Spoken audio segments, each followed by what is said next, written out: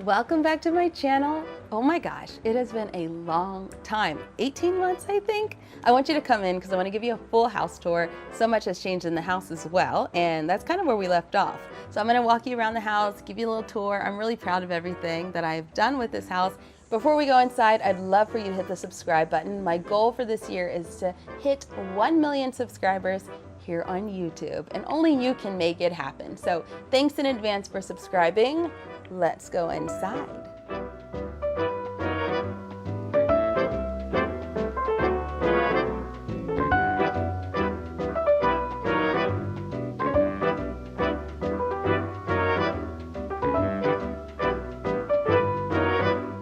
Welcome back to my kitchen. It's a little different now, and I love it. This is my favorite room of the house, of course. I've made a few upgrades since you were last here, most notably the skylights. The skylights are the biggest upgrade because they let so much natural light into this kitchen. I've got 3 skylights up there. The reason I needed them is I only had this small window over my kitchen sink, and it didn't let in enough light, especially because I'm always filming videos and taking photos in here. And not only does it make my videos and my photos a lot better having these skylights, but also my total quality of life. First thing in the morning, I come in the kitchen and I start to make my coffee, but before I even get there, I'm greeted by sunshine and the trees, or rain, because I love rain. I love to hear the rain just pitter-pattering on those skylights. They're the biggest upgrade. Also, I can open them up and let in a fresh breeze, which is, oh my God, so incredible. Another upgrade I made to this kitchen is swapping out the old backsplash for this beautiful, classic, clean marble tile. This is a picket shape, which I really like, and it wasn't that expensive. This kitchen used to have regular cabinets all around, like literally on 3 of these walls. And I thought that was totally too much, claustrophobic. Yes, it provided so much nice storage for your plates and your cups and your such. However, it's too much for me. I can do it less. And so I had them all removed and installed these exposed shelves. I love it because I like to display my plates, my cookbooks, you know, little things that I found traveling, like these Mexican blown glass and my African baskets. My plants, of course, you can't display plants if you got a whole bunch of cabinets. So this was one of my favorite things about this kitchen. I feel it makes it more personal and artistic and unique. I just completed this plate wall here. It took me not very long. I thought it was gonna take a lot longer, it'd be so much more difficult, but it was so easy and I love it. With a little bit of Pinterest help, I pulled it together.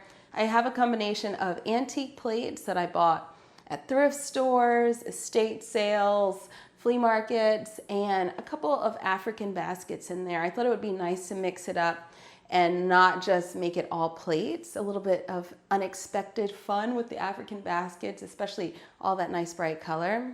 One of the biggest things I did to this kitchen is I moved some walls around, like literally. This right here used to be my pantry, and the walkway, the entrance into the kitchen was over there.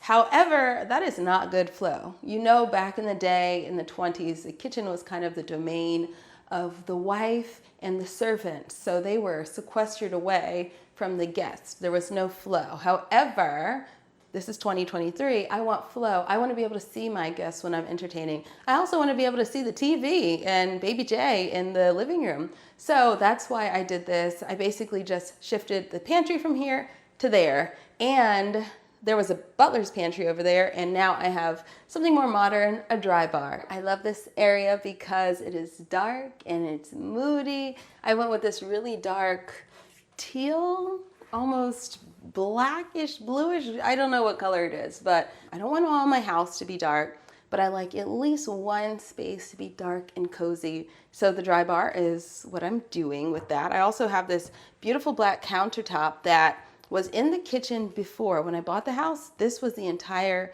countertop. This black granite, I think it is. It's really sturdy. I also went with the antique mirrored backsplash here because I have a small window in the pantry there. Even though this is a nice and dark room, it still gets a lot of light from that window. And even when the door is closed, it's getting light through that door. And that kind of just brightens up the whole space, which I love it. I'm a really neat and tidy person, y'all. I am. And I don't know if that is reflected in this pantry. Maybe. I don't know. I don't know what you guys' pantries look like. I will say this. I know where everything is. I keep everything, like my oils and my vinegars together, my nut butters and nuts together, my teas, my canned goods, my baking stuff, my dried beans and such and grains. And then I also have these great baskets at the bottom where I store things that I don't use that often. This is our bright and airy dining room. Because the house is so small, we do eat pretty much all of our meals at the formal dining table. But I love this table. I've had this one since LA. So I have this beautiful linen cloth on it, not just because I like how it looks, but I really do, but also because Baby J has covered her seat at the table in stickers, and I can't get them off. And even if I tried to get them off, she would be so mad at me. So I said, you know what?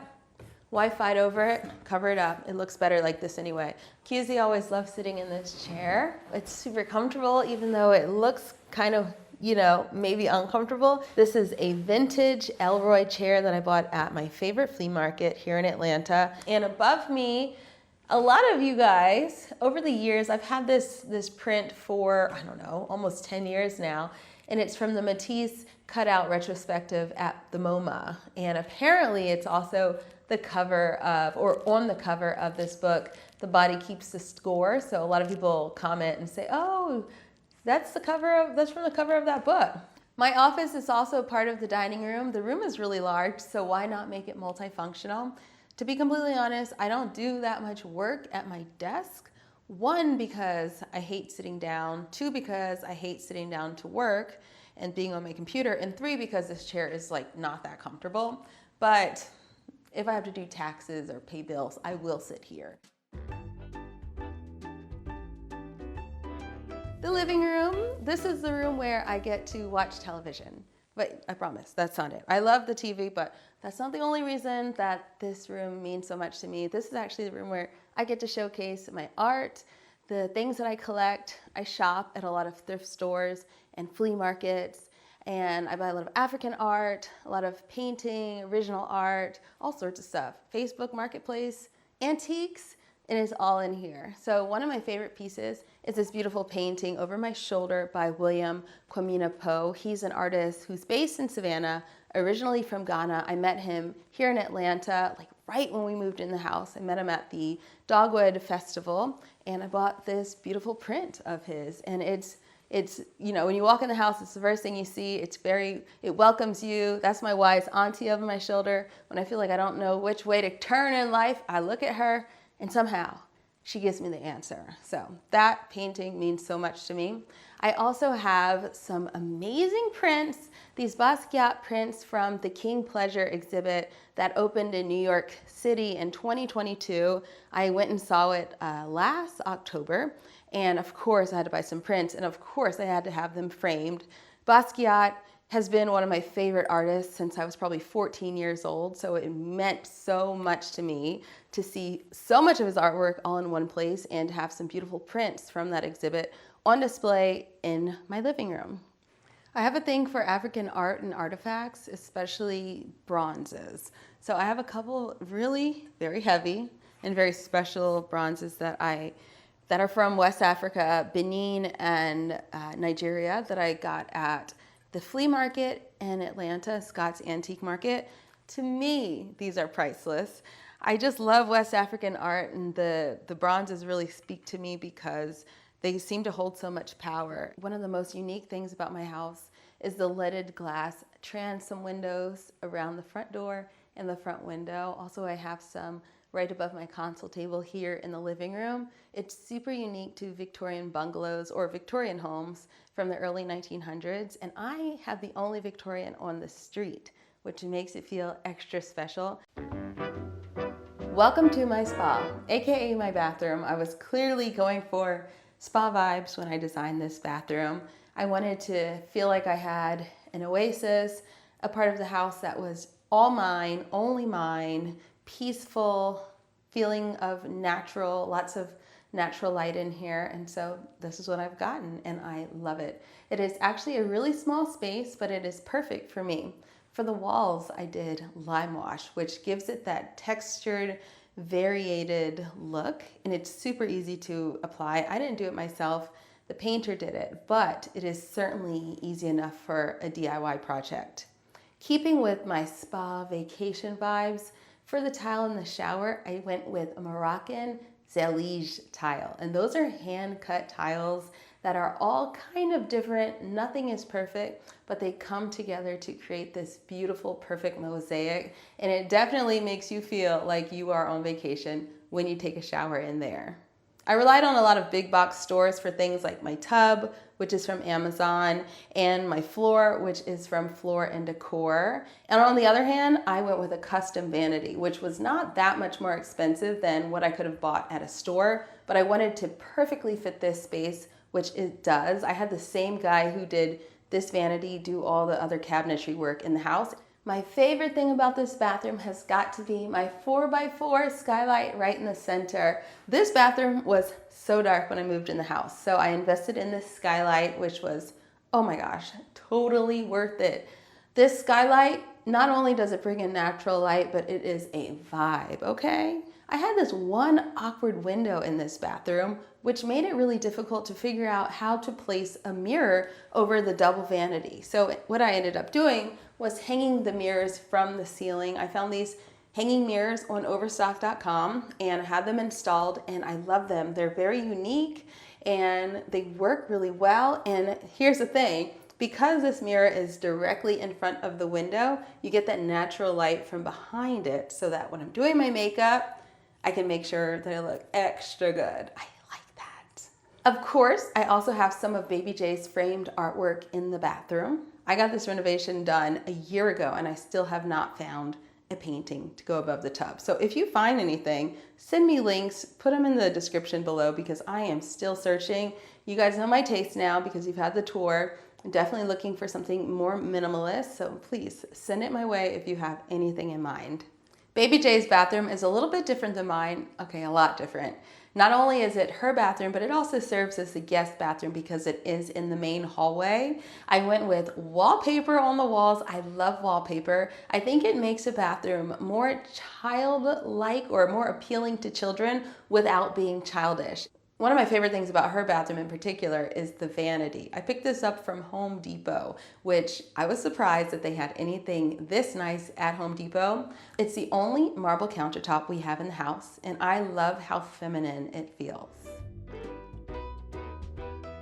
When I moved into this house, this bedroom was so dark. I actually added 2 sun tunnels above the bed to let in more light without having to invest in a skylight. These were a lot less expensive. In this room, I have a lot of furniture from Lulu in Georgia, which I brought home from Los Angeles, including my bed, the bench, my dresser, even the artwork above the bed is from Lulu in Georgia. I also have some artwork that is really special to me in this room, like this thing. I don't know what you call it. It's an art piece. It's made out of wire and mesh. My mom bought it for me from an art gallery close to my house in this area when I was 15 years old. These are 2 of my favorite finds from Facebook Marketplace. These paintings are by an artist named Jose Maria de Servin, who painted in the early 1900s. He's from Mexico. I found these on Facebook Marketplace when I was buying that chair over there. The same person was selling these. And they're some of my favorite pieces in the whole entire house. This is my hallway. I'm still working on the hallway. I want to change the lighting fixtures, but I haven't decided on what to put in yet. Oh, decisions. But this hallway, it's really long and it is really wide and it's a great place for storage. I got this beautiful bookshelf from Room and Board. It's got lots of storage in it. I also can showcase my books and also my pictures of family, some more artwork, of course, you know me. Turns out you can still have indoor-outdoor living here in Atlanta, though you do need a screened-in porch to make it happen. Luckily, I have this one as well as another in the back. I've really set up the front porch to work for lounging, for having guests over, having a glass of wine with friends, and for work. I have got this tall bar table with these bar chairs so that I can sit up and work on my computer or even do like a standing desk situation while I watch the people and the cars go by on the street, which is one of my favorite things to do. Most of the furniture I have out here comes from World Market, including this chair, which is so comfortable. I have taken naps out here. One of my favorite things to do is sit out here and watch the rain fall. You're totally protected by the porch, and it is so peaceful. Take a nap in the chair, relax.